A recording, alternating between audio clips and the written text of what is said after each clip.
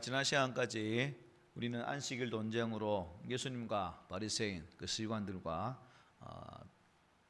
첨예한 대립이 있었고, 결국 이 대립이 종교적 갈등을 부추기는 그러한 모습을 보았습니다.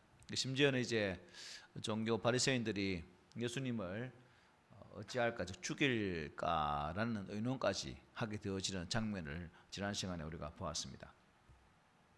오늘은 그러한 유대 종교 지도자들의 그러한 논의에도 전혀 아랑곳하지 않고 예수님께서는 하나님 나라 확장을 위해서 계속해서 일하시는 모습을 우리에게 보여주고 있습니다. 오늘 우리가 잘 아는 말씀은 무슨 내용이죠? 예수님께서 12 제자를 세우시는 장면을 우리에게 소개를 해주고 있습니다. 중요한 것은 참 귀한 사역을 앞두고 우리 예수님께서 우리에게 보여주는 모습이 무엇인가? 기도하러 산에 올라갔다는 거죠.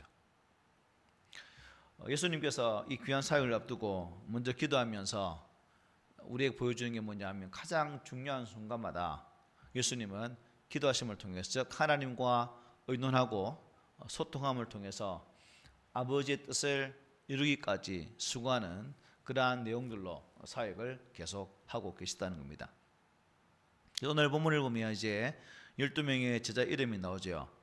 그런데 제자들의 이름을 언급하기 앞서서 조금 전에 말씀드린 것처럼 그 제자를 세우기 위해서 어떤 과정을 거치셨는가, 이것을 말씀해 주고 있죠.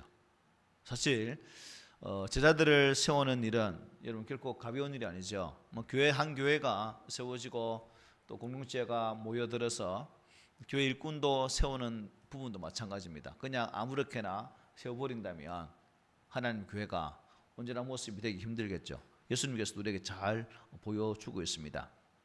주님을 대신해서 계속 해야 할 사역, 그 사역을 감당할 자들을 세우는 모습을 먼저 12절에서 보여주고 있습니다.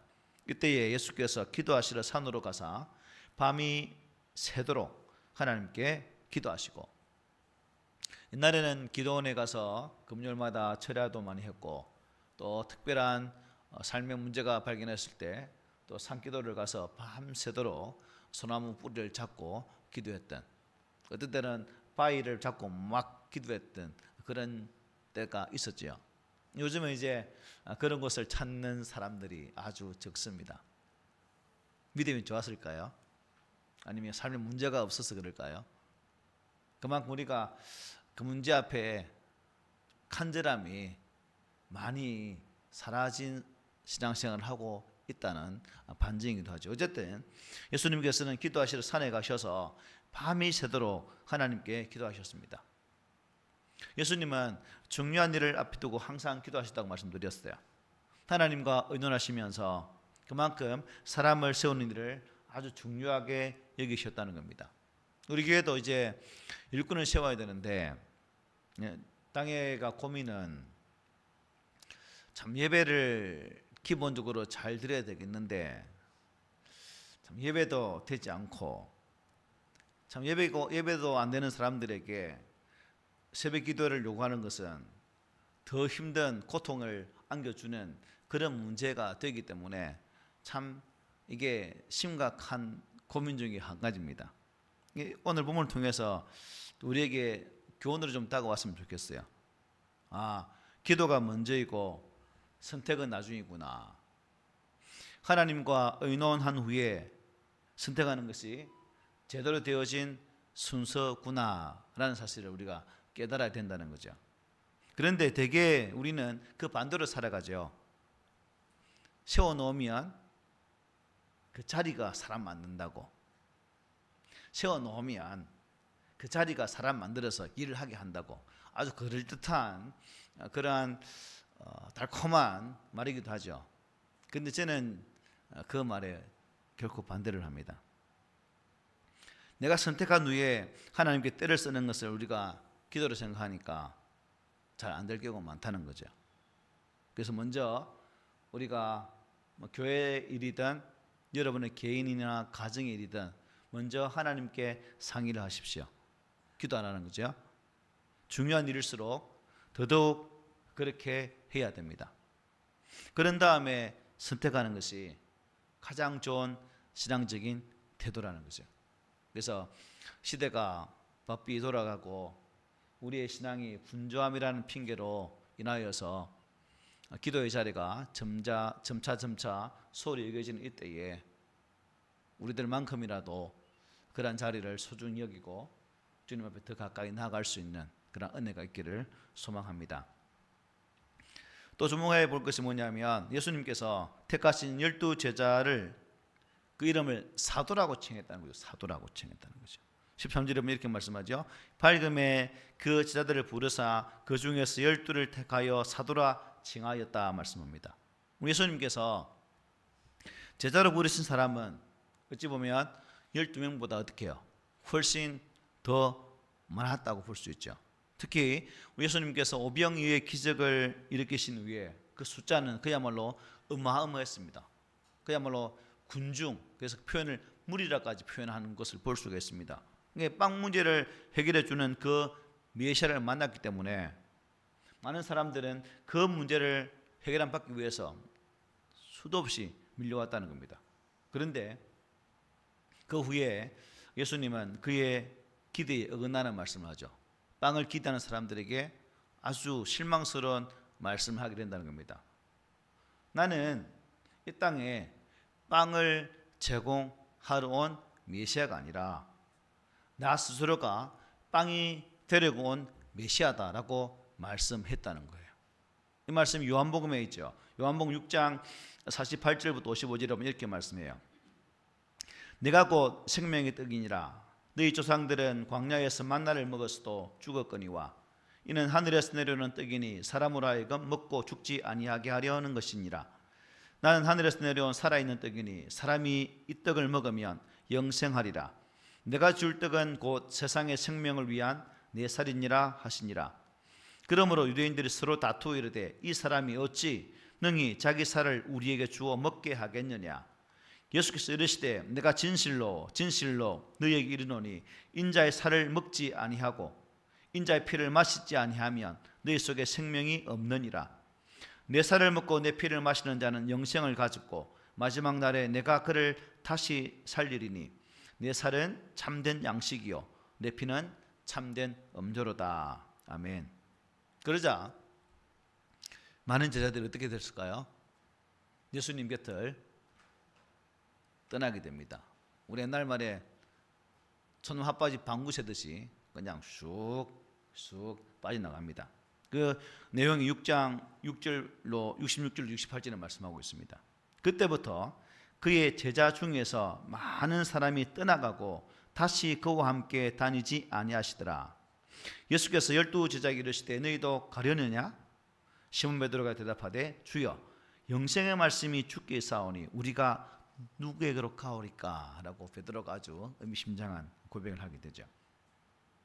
바로 이때 남은 제자가 12명이었다는 거죠. 12명. 기도원의 300용사처럼 남았다는 겁니다. 예수님께로부터 부름받은 사람은 많지만 남은 자는 아주 적다. 그래서 그들을 누가는 제자와 구분해서 뭐라 부릅니까? 오늘 보면 저는 사도라고 부르고 있다는 거죠. 그렇다면 사도란 무엇인가? 사도가 뭐예요? 제자는 배우는 자라고 할 수 있겠죠. 그러나 사도는 원어에 의하면 보냄을 받은 자입니다. 보냄을 받은 자. 예수님은 12제자에게 특별한 소명을 주셨고 또 그것을 통해서 그들을 택하시고 그들에게 사명을 주시고 보내주셨다는 거죠.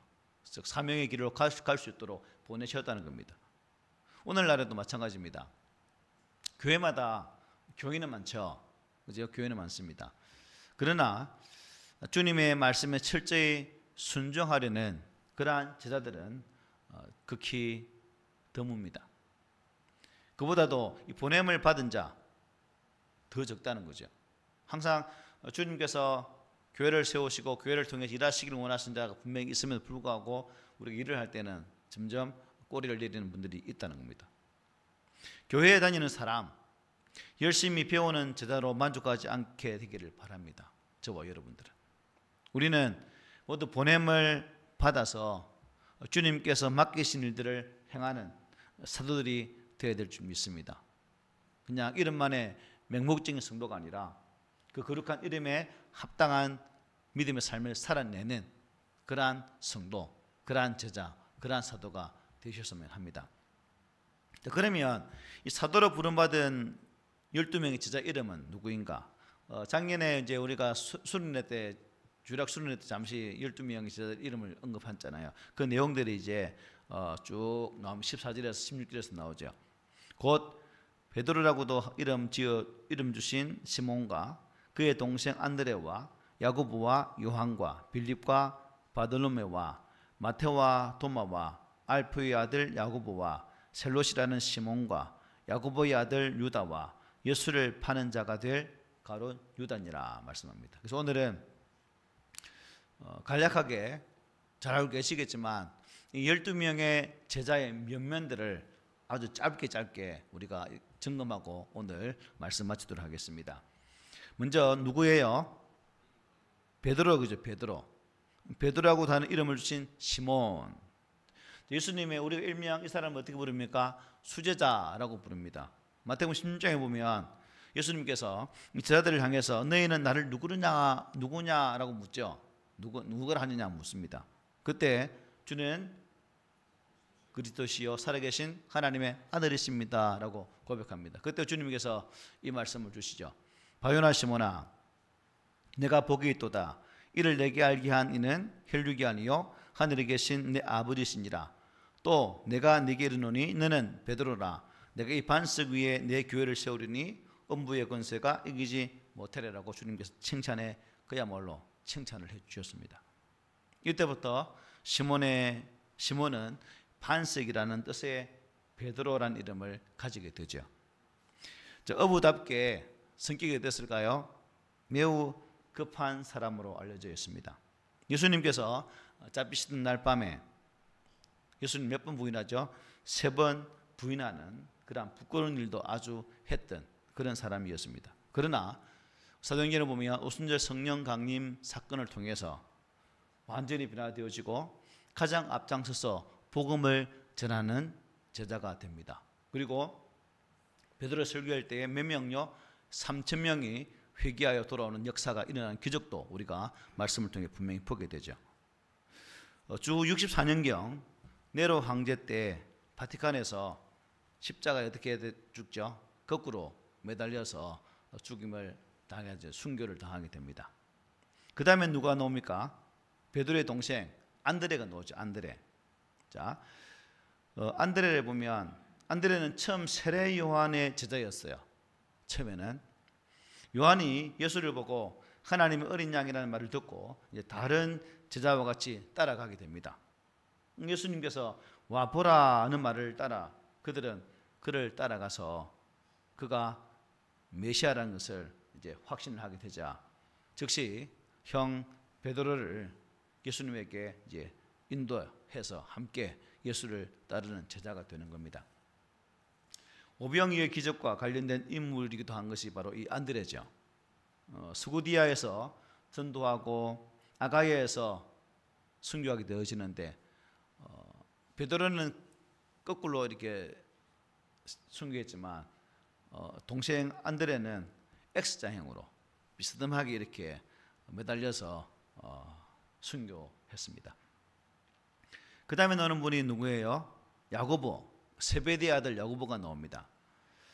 발꿈치를 잡다는 의미를 가지고 있고 세베대의 아들로 사도 요한의 형이기도 합니다. 직업이 뭐였죠? 역시 어부였습니다. 예수님과는 사촌지간이죠. 변화산이나 또 겟세마네 동산에서 예수님과 함께 항상 함께했고 또 헤롯 아그리파 1세 때 제자 중에서 가장 먼저 그에 의해서 순교를 당하는 사람이 바로 야고보, 세베대의 아들 야고보였습니다. 그 다음에 요한이 등장하죠. 야고보의 동생, 예수님의 사랑을 가장 많이 받는 제자, 그 이름 예수님의 사랑받는 제자라고도 이렇게 칭하죠. 그리고 제자 중에서 가장 오래 산 분이 바로 요한입니다. 요한은 여러 권 책을 썼죠. 요한복음, 요한 1, 2, 3서, 그리고 요한계시록을 그때 patmos에서 또 기록하게 됩니다. 별명이 뭐였죠? 우리의 아들, 부하느게. 그런데 이제 사랑의 사도가 됩니다. 그러니까 제자를 부름받고 풍계 같은 우리와 같은 그 성질이 성화되어서 아주 좋아하셨다라고 볼 수 있는 거죠. 그 다음에 이어지는 제자가 누가 놉니까? 빌립이 등장해요. 빌립. 베드로와 안드레, 야고보와 요한과 한 동네 사람입니다. 한 동네. 예수님을 만난 후 누굴 전도하죠? 나다나엘을 전도한 사람이 바로 빌립이었습니다. 예수님이 물고기 2마리와 보리떡 5개로 5,000명을 먹일 때 누구에게 질문하게 되죠? 빌립을 시험코자, 야 빌립아, 저기 있는 사람들을 다 먹이려면 어느 정도 들겠니? 어떻게 먹게 할 수 있겠니? 라고 질문하게 됩니다. 그때 이 빌립은 선생님이 각 사람으로 조금씩만 받아도 최소한 200데나리온은 들 것 같습니다 라는 말을 하게 됩니다. 그만큼 이 빌립은 계산이 참 빨랐습니다. 그리고 두뇌 회전이 참 빠른 사람 중에 한 사람으로 보여진다고 볼 수가 있죠. 초대교회 여러 문헌을 보면 이 사도 빌립은 히에라폴리에스라는 지역에서 복음을 전가하다가 반대 세력에 붙잡혀서 몰매를 맞고 그리고 십자가에 달려서 순교한 것으로 등장합니다. 그 다음에 바돌로메, 나다나엘이죠. 나다나엘. 예수님을 만난 빌립이 전도했던 사람.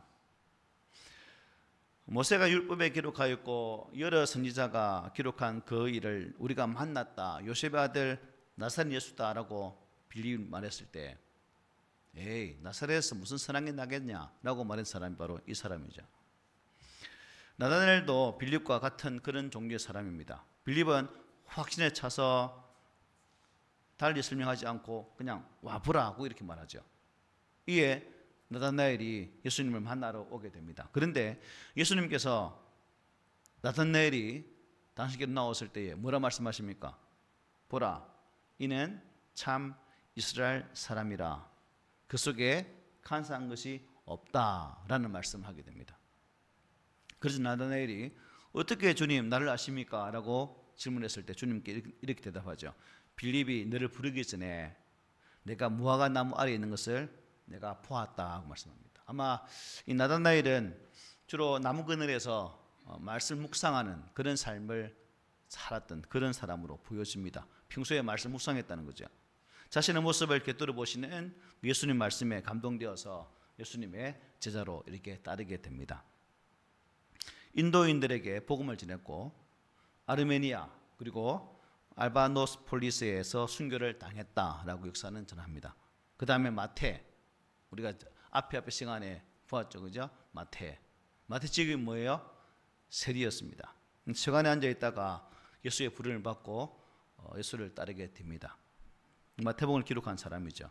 그 다음에 도마의 이름의 뜻은 쌍둥이입니다. 쌍둥이.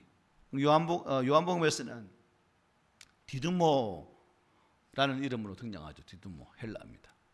그 어떻게 예수의 제자가 되었는지는 알 수가 없어요. 다만 의심하는 제자로 유명합니다.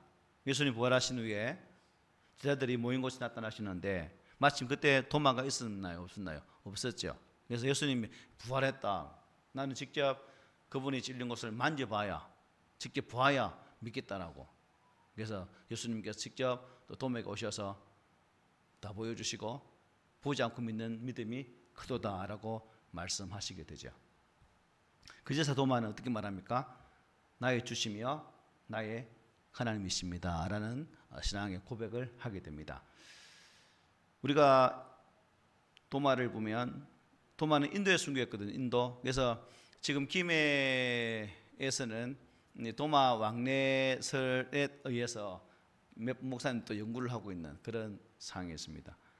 인도 첸나이에 보면 이 도마가 주로 사역했던 그런 지역입니다. 인도 첸나이 기억납니까? 누가 갔죠? 전에 우리 협동에 김영철 선교사님께 사역했던 그 지역이 인도 첸나이입니다. 그곳에서 사역했던 것이 도마입니다. 그 다음에 야고보, 알페오의 아들 야고보. 야고보는 사람이 예수님 제자 중에서 두 사람이 되기 때문에 이렇게 아버지 이름을 등장시켜서 구분을 해주고 있습니다. 세베대의 아들 야고보와 알페오의 아들 야고보. 근데 성경에 보니까 이 알페오의 아들 야고보가 또 다르게 표현되고 있습니다. 마가복음 15장 10절에 보면 작은 야고보라고 되어 있습니다. 그래서 알페오의 아들 야고보는 작은 야고보라도 불립니다. 작은 야고보. 왜 작은지는 모르겠지만 일단 작은 야고보. 그 다음에 셀롯인 시몬. 오늘 본문 15절에 그 이름 앞에 셀롯이라는 이름이 나와요. 시몬이라는 말이 나옵니다. 셀롯. 다른 말로 말하면 열심당원. 그리고 각주가 달려 있습니다. 그래서 열심당원들은 어떤 부류입니까? 급진주의적인 민족주의자입니다. 그래서 어떤 형태를 쓰더라도 로마로부터 벗어나기를 갈망했던 그런 사람들이 바로 이 셀롯 당원이었다는 거죠. 성경에 보면 시몬의 질문으로 추측되는 이 본문이 나옵니다. 예수님께서 이제 부활하셔서 제자들을 만나시고 이렇게 말씀하게 됩니다. 예루살렘을 떠나지 말고 내게 들은 바 아버지의 약속하신 것을 기다리라라고 사도행전 1장에서 말씀하는데, 그때 이 말을 듣고 셀롯인 시몬 어떻게 말합니까? 주께서 이스라엘 나라를 회복하심이 이때입니까? 끝까지 어때요? 민족의 해방, 이스라엘의 해방을 갈망했던 사람이 바로 이 제자라는 것을 보게 되죠. 그 다음에 이제 야고보의 아들 유다. 요한복음에서는 가롯인 아닌 유다 이렇게 말씀하고 있습니다. 그러나 다른 성경에서 보면 다데오라고도 부르죠. 다데오. 이것은 사랑스러운 자라는 뜻입니다. 아마도 가롯 유다 때문에 유다라는 이 이름으로 불리는 것을 아마 피하고 싶었던 것 같습니다. 가롯 유다로 인해서 자신의 본래의 이름을 잃어버리는 그런 피해를 받은 사람이 바로 야고보의 아들 유다였습니다. 그리고 이 다데오라는 별칭으로 불리게 되는 거죠. 그런데 이 다데오라는 하는 이유는 유다는 작은 야고보 마찬가지로 별로 뚜렷한 행적이 나타나지를 않습니다. 그 다음에 가롯 유다, 우리 잘 알죠, 그죠? 누굴 판 사람입니까? 예수님을 판 제자. 페루나, 배반의 아이콘 가롯 유다입니다. 주님께서 십자가를 지게 되자 양심의 가책을 받아서 어떻게 합니까?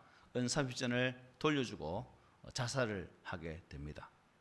그래서 예수님께부터 차라리 태어나지 않았더라면 더 좋아할 뻔했다라는 말까지 들었던 사람이 바로 이 가롯 유다죠. 그리고 가롯 유다가 죽자 이를 대신할 제자를 다시 선출하게 되죠. 마띠아가 대신 12제자의 명단에 포함되는 것을 우리가 사도행전을 통해서 보게 됩니다. 그래서 마띠아는 에티오피아에서 선교를 하다가 그곳에서 순교를 하게 됩니다. 이처럼 예수님께서 12제자의 명단을 쭉 이렇게 우리에게 잘 보여주고 있는데, 여러분들은 12제자의 면면을 보면서 무엇을 느끼십니까? 12제자들을 쭉 살펴보면 그들은 특출나게 뛰어난 사람이 아니었다. 아주 평범한 사람이었다는 거죠. 뭐 부자도 세력가도 없었습니다. 또 특별한 교육을 많이 받았던 그러한 사람도 없었습니다. 그야말로 서민 가운데 뽑으셔서 주님의 귀한 일들을 맡기셨다는 겁니다. 그렇습니다. 예수님의 사역은 세상에서 말하는 유력한 사람들을 통해서가 아니라 어때요? 우리와 같은 보통 사람들을 통해서 사역을 하셨다는 겁니다. 그러므로 저도 여러분도 특별한 사람이 아니잖아요, 그죠? 우리도 보통 사람이기 때문에 충분히 주님께로부터 쓰임 받을 수 있는, 주님의 거룩한 손에 붙잡히기만 하면 귀한 일에 쓰임을 받을 수 있다는 사실에 또 기대가 되는 그런 부분입니다. 사도 바울은 이렇게 고린도 교회의 성도들에게 이렇게 편지하죠.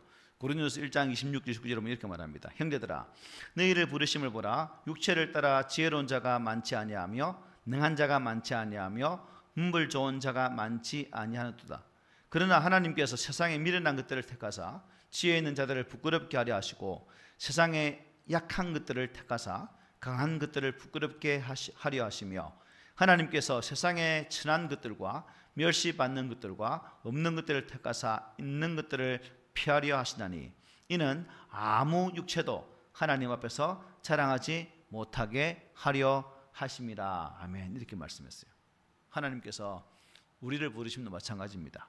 우리가 특별한 존재가 되기 때문에 부름받은 것이 아니죠. 부족하지만 연약하지만 그 부족함과 연약함을 주께서 채우셔서 주의 길을 가게 하고 있다는 사실입니다. 그래서 여러분, 비록 내가 왜 이럴까, 나는 왜 능력도 없고 말하는 것도 어눌하고 생긴 것도 요 모양일까라고 생각하지 마시고 있는 것에 감사하고 또 쓰임받음에 감사하는 우리가 되었으면 좋겠습니다. 또 한 가지 제자들을 보면 한 가지 느낄 수 있는 게 뭐냐면 그들은 참 서로 다른 사람이었다는 거죠. 전혀 성품이, 성격이 확연히 다른 사람이었습니다.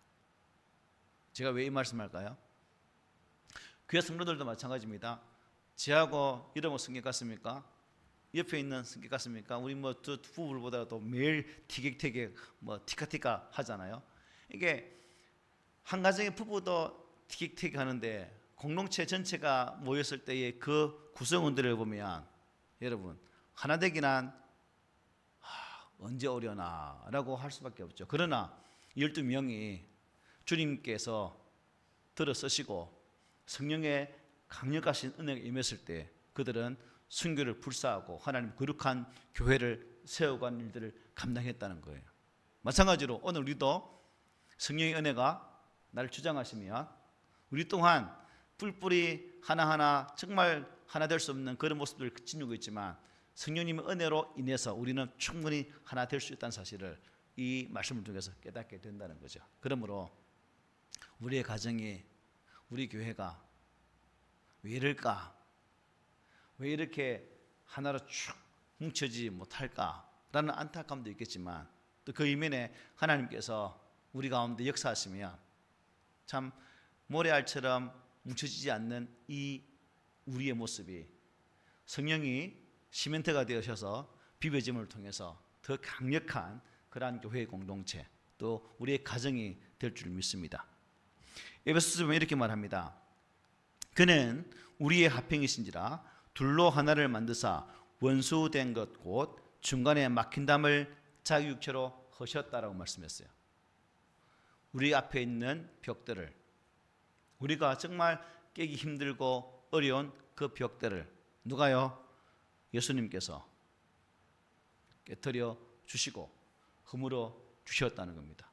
그러므로 우리가 예수님처럼 화평의 사람, 피스메이커죠. 그래서 우리가 이러한 삶을 사셔서 저도 그렇고 여러분도 그렇고 하나님의 거룩한 뜻 앞에 쓰임받는 존귀한 자로 세워져 가지 않겠습니까? 제자로 부름받은 12명, 오늘 보면 그들을 사도라고 칭합니다. 누가는 사도를 통해서 그들은 주께로부터 보냄을 받은 자다라는 사실을 염두에 두고 이 말씀을 주고 있습니다.